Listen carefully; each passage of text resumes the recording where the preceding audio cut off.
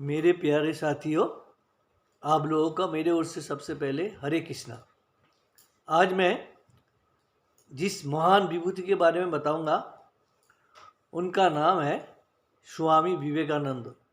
वो एक युग पुरुष थे, महान वक्ता, प्रखर बुद्धिमान, भारतीय संस्कृति और धर्म के बारे में बहुत ही पारंगत एवं एक महापुरुष थे।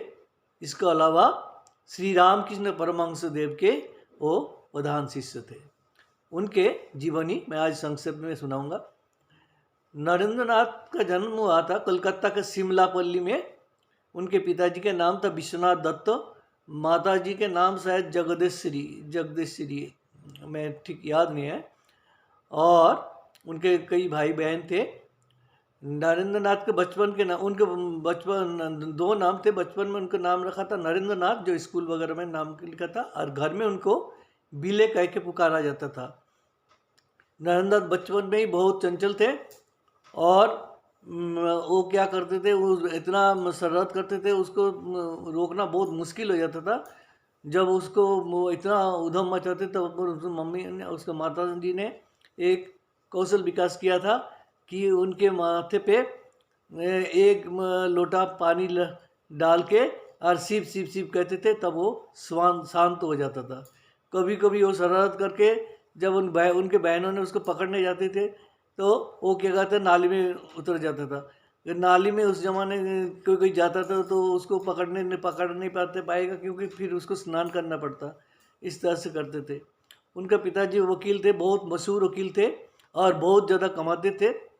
लेकिन उनके जो पैतृक मकान था, उसके ताऊजी ने उस पर कब्जा कर लिया था, जिस कारण से उनको वो किराए के मकान पे उनके पिताजी रहते थे, किराए के बढ़िया बड़ा मकान में। और उनके घर में बहुत सारे आश्रित लोग रहते थे। स्वामी जी ने एक दिन कहा था, पिताजी अब इन बेकार लोगों को आप क्यों खिलाते हो? तो उनके पिताजी ने कहा, बेटा किसी के घर में आश्रित रहना जो कितना कष्टदायक है वो तू अभी नहीं समझेगा, बड़ा हो जाएगा जब तब समझेगा इनका कितना दुख है। स्वामी जी ने और कुछ नहीं कहा।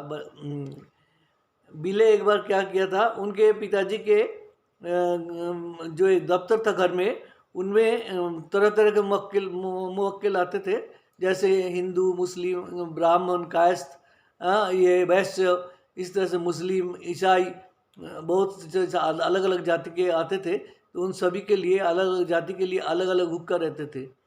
और बिले को कहा गया कि ये हुक्का अलग अलग जाति के है, क्योंकि एक ही हुक्का से सभी अगर हुक्का पिए तो इनको जात चले जाते हैं। तो एक दिन जब उनके पिताजी कोर्ट में चले गए थे, घर में कोई नहीं था, तो बिले क्या कर रहा है, एक एक करके सारे हुक्के पीने लगे।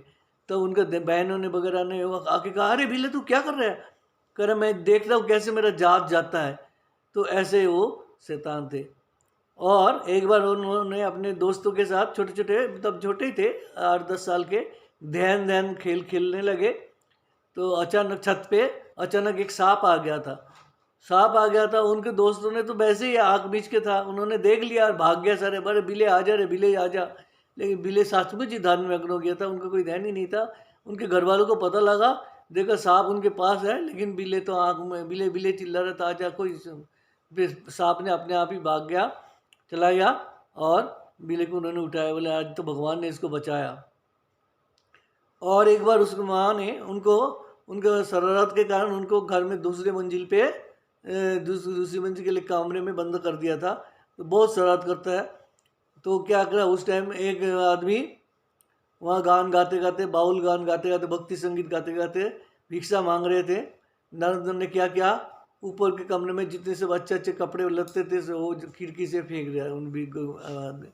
उसके माँ ने देखा ये लड़का तो, अरे बाप रे, वही तो जान खा जाएगा, इतना शरारत थे। लेकिन पढ़ाई में बहुत अच्छे थे वो। और उनको पिताजी ने शास्त्रीय संगीत सिखाया। दो ये उस समय वो उसका गुण था, एक तो वो शास्त्रीय संगीत जानता था और दूसरा वो पढ़ाई लिखाई में बहुत अच्छा था। इसके बाद तो मैंने बताया था, एक दिन रामकृष्ण परमहंस देव के वहाँ उन्होंने जब जुबुआ को गया था, गाना गाया था। और उनके माँ ने उनके एक लड़की के साथ उनकी शादी तय कर दी थी। और लेकिन नरेंद्र ने बार बार माँ का मैं अब अभी शादी नहीं करना है माँ, टाल दो, लेकिन उनके माँ ने जवान दे दिया सब कुछ, और शादी की तैयारी हो रही थी। ये कह रहे माँ मेरे को बचाओ माँ, लेकिन उनके माँ ने नहीं माना, और वो अपने माँ को सबसे ज़्यादा प्यार करता था। तो हाँ, एक दिन उनके पिताजी क्या करते थे, जितने पैसे कमाते थे सारे उड़ा देते थे, मतलब घर के खर्चे में, और ऐसे ये इसका मतलब जुआ या इस तरह से खेल रहे नहीं, अच्छा खाने पीने में और रहन सहन में, और आशितों के पीछे लोगों को दान दे के इस तरह से बहुत पैसे उड़ाते थे। तो नरेंद्र ने जुआ करने के बाद एक दिन पूछा था, पिताजी आप इस तरह से सारे पैसे तो उड़ा दे, तो हमारे लिए कुछ क्या छोड़ के जा रहे हो आप? हम हमारे लिए तो अब कुछ भी नहीं छोड़ते, जो कमाते हो सारा उड़ाते हो। कहती तू तेरे चेहरा आने पे देख, क्या क्या छोड़ के गया? तेरे जैसे इतना सुंदर लड़का, इतना अच्छा स्वास्थ्य, इतना शिक्षित, इतना और क्या चाहिए तेरे को? 2 हाथ है, पढ़ा लिखा दिया तेरे को, संगीत जानता है, इसी से ही तू कमा खाएगा, और क्या चाहिए? मैं क्या छोड़ के जाऊँगा? इसके कुछ दिन बाद ही उनके पिताजी की मृत्यु हो जाता है, और मृत्यु होने के बाद उनकी हालत बहुत ख़राब हो जाता है, क्योंकि पिताजी ने कुछ भी नहीं छोड़ के गया। पिताजी की मृत्यु बाद वो रिश्तेदार वगैरह जो आश्रित थे सब चले गए, उनके दिन का गुजारा होना ही मुश्किल हो रहा था। नरेंद्र जिस दिन देखता घर में खाने का कुछ है, उस दिन खाता, नहीं तो घर से बिना खाए चले जाते थे।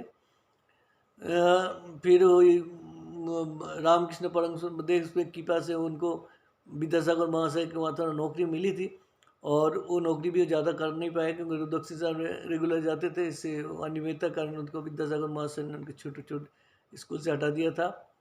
लेकिन एक तरफ तो मकान किराया देना उनके लिए संभव नहीं था, ऊपर से वो ताऊ जी के साथ उनके मुकदमा चल रहा, उसके पैसे भी वो लेके भर नहीं पा रहे थे। तो नाऊ जी ने, नरेंद्र नाथ ने उसके माता जी का वहाँ, नानी के पास इतने पैसे, नानी के पास कोई नहीं है, इतने बड़े मकान है, हम सब नानी के पास चलते हैं। और उसके माँ ने, और क्या करें, कोई पैसा इनकम तो नहीं है, नरेंद्र के पास भी कोई रोजगार नहीं था। तो माँ भाई बहन सबको लेके वो नरेंद्र नानी के पास गया। नानी तो बहुत खुश हुए, अकेली रहती थी इतनी बड़े मकान में, पैसा बहुत, एक ही बेटी थी। और परंतु उन्होंने मजाक में वो भी नरेंद्र के कहा, बिले तू बहुत चलाक है, तू सन्यासी बनेगा इसलिए मेरे पास सब कुछ छोड़ के जा रहा है ना, तो खुद के रास्ता क्लियर कर लिया। नरेंद्र नाथ की शादी भी इस तरह से टूट गया, और पिताजी की मृत्यु के बाद। और उस लड़की ने बहुत दुख हुआ था उनको, वो पति ने बिल्कुल मान लिया था, जो भी हो। इसके बाद नरेंद्र नाथ जब तक रामकृष्ण परमहंस देव के साथ जो भी उनके कांटेक्ट हुआ था, मैं सारी बता दिया था रामकृष्ण की जीवनी, जो गलती से मकर संक्रांति नाम से वीडियो हो गया, वीडियो का नाम बन गया। तो उसमें से एक घटना मैं बोलना भूल गया। एक दिन नरेंद्र रात को दक्षिण शहर में ही रुक गया था, और वो रामकृष्ण परमहंस देव के पास ही सो रहा था। रात को 10-11 बजे परमहंस देव अचानक बिस्तर से कहीं चले गए। तो नरेंद्र के मन में संदेह हुआ कि शायद ये आदमी अपनी पत्नी के पास नौबत में गए हैं, और ढोंग करता है, मैं कामिनी और कंचन को छू नहीं सकता। हालांकि कंचन मतलब रुपया को तो छू नहीं सकता, ये तो उन्होंने देख ही लिया था, लेकिन औरत के पास वो जाता है या नहीं ये क्या पता चले। तो उसने नौबत से एक तो दूर खड़े रहकर देख रहा था, जब ये आदमी वहाँ से निकलेगा तब उनको रंगे हाथे पकड़ूंगा। लेकिन रामकृष्ण परमहंस देव एक दूसरे रास्ते से आया, और हाथ में वो गाड़ू था, मतलब सोच करने के लिए जो चीज़ होता है ना, सोच करने के लिए जो उसमें पत्थर में पानी है, उसको गाड़ू कहते हैं बंगाली में। तो वो लेकर अरे थे, तो नरेंद्र को देख के कह रहे, अरे नरेंद्र तू यहाँ खड़ा क्या कर रहा है तू, क्या? तो नरेंद्र चुप हो गया शर्म से। देखा वो तो नौबत की तरफ से नहीं, दूसरी तरफ से आया, सोच करके आया। तो रामकृष्ण परमहंस देव समझ गया, बोला अच्छा बिले तू मेरे को परीक्षा कर रहा था कि मैं नौबत गया कि नहीं। हाँ हाँ, ऐसे गुरु के दिन में भी परीक्षा करना चाहिए, रात में भी देखना चाहिए, तब जाके किसी को गुरु बनाना चाहिए। हाँ, उसके चरित्र चाल चरित्र अच्छी तरह से जानकर ही उस किसी को गुरु बनाना चाहिए। और एक घटना हुआ था, एक बार रानी रासमणी जी रामकृष्ण परमहंस देव के पास मंदिर में आए थे, और शाम के टाइम उन्होंने कहा बाबा एक गाना सुना दो। तो रामकृष्ण परमहंस देव काली माई के गाना सुनाने लगे। इतने में अचानक रामकृष्ण परमहंस देव रानी रासमणी के गाल में एक जोर से थाप्पड़ मारा। कहते यहाँ आके भी भौतिक चिंता करने लगी, तो रानी रासमणी जो इतनी बड़ी मालकिन जमींदारनी, जिसके मंदिर एक सामान्य पुजारी होकर उनके थप्पड़ मार दिया, लेकिन उन्होंने कोई बुरा नहीं माना। बाबा गलती हो गया, कल एक मुकदमा का फैसला निकलेगा, मन अचानक उधर चला गया, तो गलती हो गया बाबा, माँ के दरबार में आके माँ के गाना ना सुन के मैं, तो ये बात थे। इसके बाद तो मैंने बता दिया रामकृष्ण परमहंस देव गुजर गए, और उन्होंने 11 शिष्य बनाया था। ये शिष्य सारे जिसका नेता नरेंद्र को बनाया था, इन लोगों ने बेलूर में गंगा नदी के किनारे एक भूतिया महल में भूतिया 2 मंजिल मकान में रहने लगे थे, जिसके आधे मंजिल गिर गया था, आधे हुए थे, और उसका शायद कोई किराया नहीं लगता था, ये बहुत कम किराया था। वो लोग वहाँ रहते थे, लंगोट पहन के रहते थे, 1-2 ही धोती रंग थे जो बाहर निकलते टाइम वो पहनते थे। एक शहीद है बंगाली महोदय ने, वहाँ से ने उनके खाने पीने का बंदोबस्त करता था। खाना वह क्या है, एक टाइम खिचड़ी, एक टाइम उबले हुए आलू के साथ चावल, यही उनके खाना था। तो कुछ दिन रहने के बाद नरेंद्र ने कहा ऐसे यहाँ बैठ के, और वो गीता वगैरह सारे धार्मिक चर्चा करते थे, कीर्तन करते थे, सब कुछ। तो कुछ दिन बाद नरेंद्र ने कहा ऐसे तो चलेगा नहीं, हम लोगों को पूरा भारत को भ्रमण करना चाहिए, हमें सारे तीर्थ स्थानों को जाना चाहिए, हम सब भाइयों, गुरु भाइयों, चलो निकल पड़े। तो एक एक करके सभी निकल पड़े, नरेंद्र नाथ भी निकल पड़े। निकलते निकलते निकलते वो पहले राजस्थान में खेतड़ी के पास आए। खेतड़ी स्टेशन पे बैठे, वो अंग्रेजी में कई पत्र लिख रहे थे। तो खेतड़ी के दीवान किसी कारण से उस दिन राजा के दीवान उस दिन स्टेशन पे आया। देखिए एक साधु, यंग युवा साधु अंग्रेजी में पत्र लिख रहा था, और कई आदमियों के भी पत्र लिख दिया रहा था, उनके एड्रेस भी लिख रहा था। तो उन्होंने कहा स्वामी जी आप कहाँ से आए? बोले मैंने बंगाल से आया हूँ, और इतनी कम उम्र में आप? बोला हाँ मैं रामकृष्ण परमहंस देव का ये द्वारा दी गई सन्यासी हूँ, और मैं भारत घूमने के लिए आया। और वो दीवान भी अंग्रेजी जानते थे, बहुत सी अंग्रेजी बात की, सारी अंग्रेजी में उत्तर दिया, बहुत आसान, बहुत अच्छे उत्तर दिया। तो दीवान बहुत प्रसन्न हो गया और चरण में गिर पड़े और कहा आपको हमारे राजा जी के पास जाना है? स्वामी जी कहला हाँ आप ले जाना, मैं चले जाऊँगा, कोई बात है।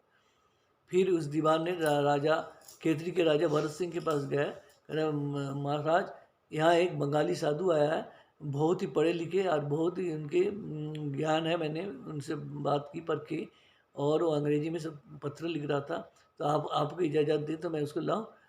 उस राजा तो अंग्रेज़ों के अजीत सिंह जी अंग्रेज़ों के बहुत चमचे थे, मतलब मेरा मतलब वो अंग्रेज़ों के भक्त थे, और उनके साथ खान पान, ये वन मिगरा करना, मतलब ये जंगल में शिकार आदि ये सभी करते थे। बहुत अंग्रेज़ों के बहुत भक्त थे, और अंग्रेज़ भी उनके साथ खुश थे, क्योंकि जो लोग अंग्रेज़ों के भक्त होते थे अंग्रेज़ उनके कोई नुकसान पहुँचता नहीं था।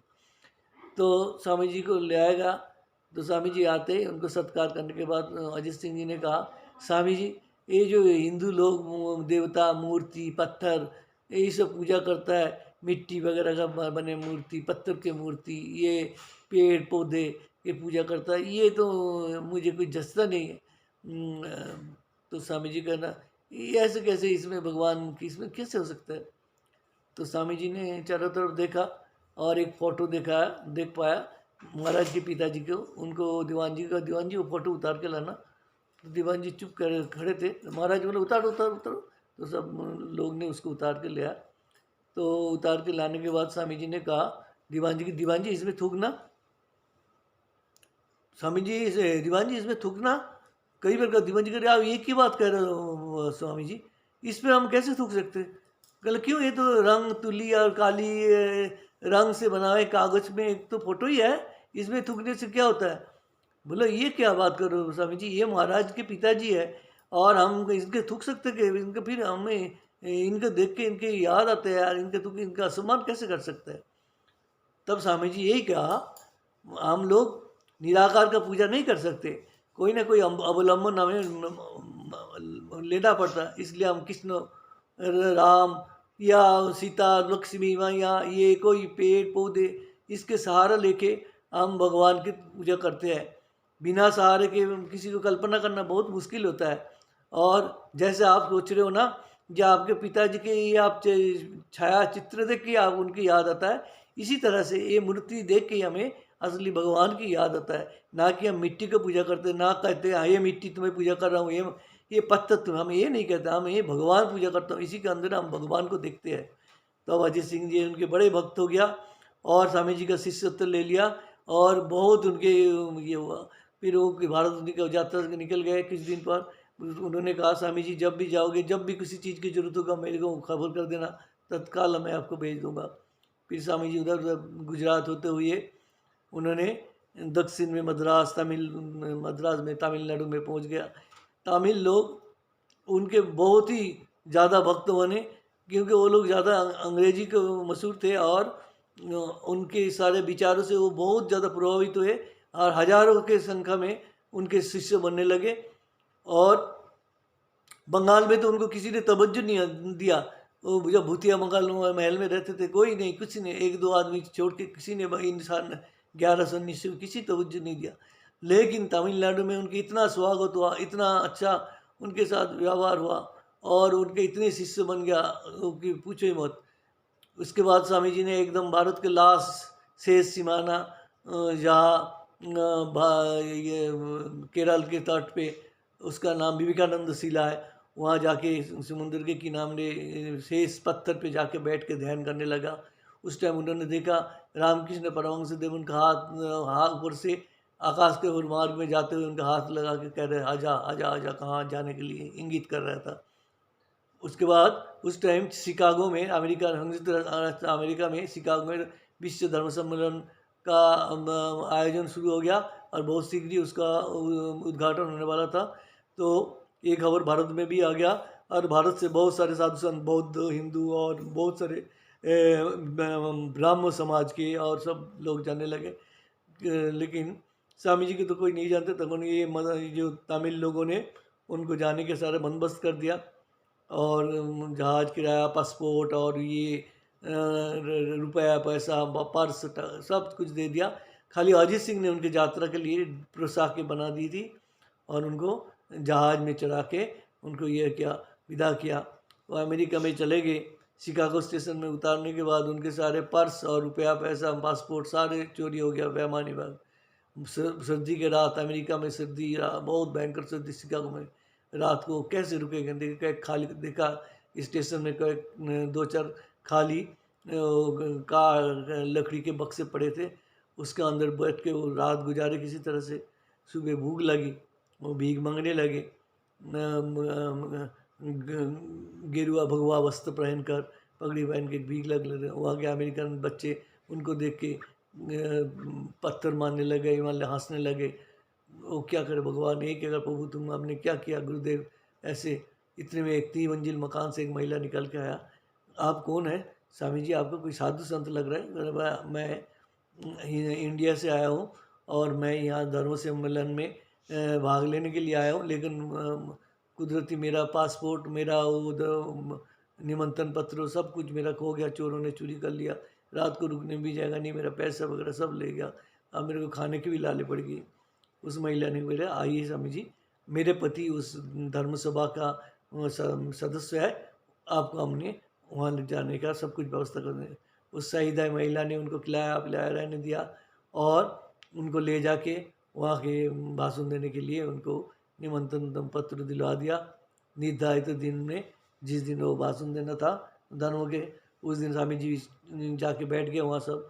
वहाँ हिंदू बौद्ध वगैरह सारे मुसलमान ईसाई सभी धर्म के प्रतिनिधि थे, सभी एक एक करके भाषण दे रहे थे। सभी भाषण में यही कह रहे थे लेडीज एंड जेंटलमैन, इस तरह से।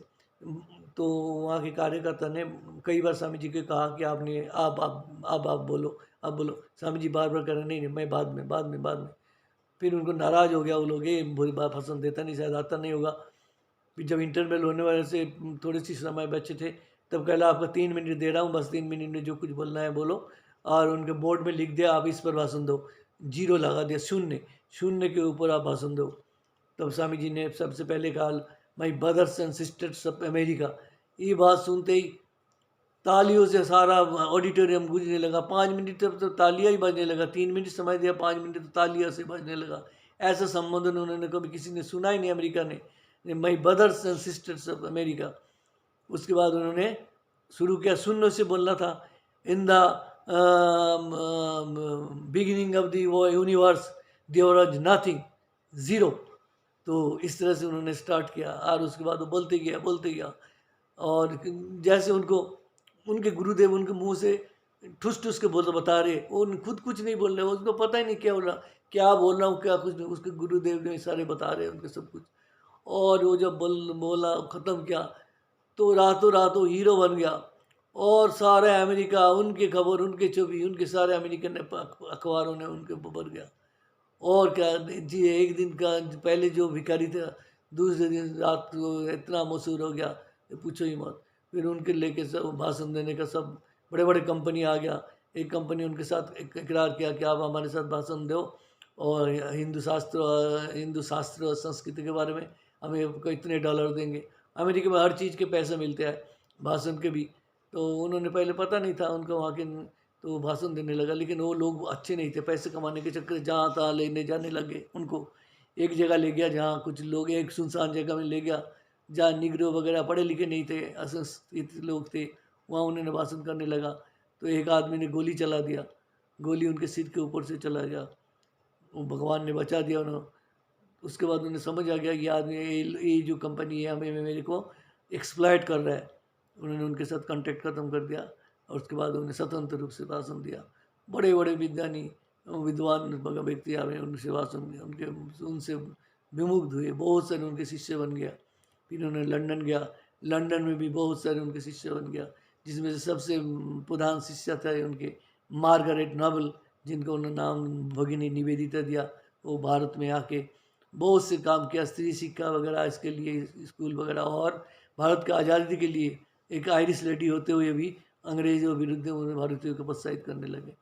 इसके बाद अमेरिका से बहुत सारे डॉलर कमा के जब भारत में वो वापस लौटे, तो आज पूरा तमिलनाडु के लोग खुशी से पागल हो उठे और उनके स्वागत में, और बाप रे, लोग आंखें पर पलक बिछाए हुए बैठे रहे।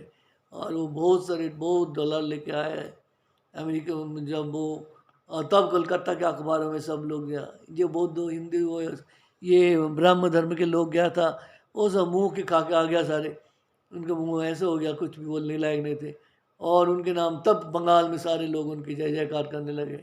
फिर वो कलकत्ता है, तब उनको कलकत्ता के लोग उनके लिए बहुत बड़ा शोभा यात्रा निकला और खूब किया खूब। उसके बाद उन्होंने जो डॉलर वॉलर कमाए, गंगा के किनारे दक्षिणेश्वर के दूसरी तरफ बेलूर को मठ निर्माण किया, जो रामकृष्ण मठ एवं मिशन का हेडक्वार्टर था।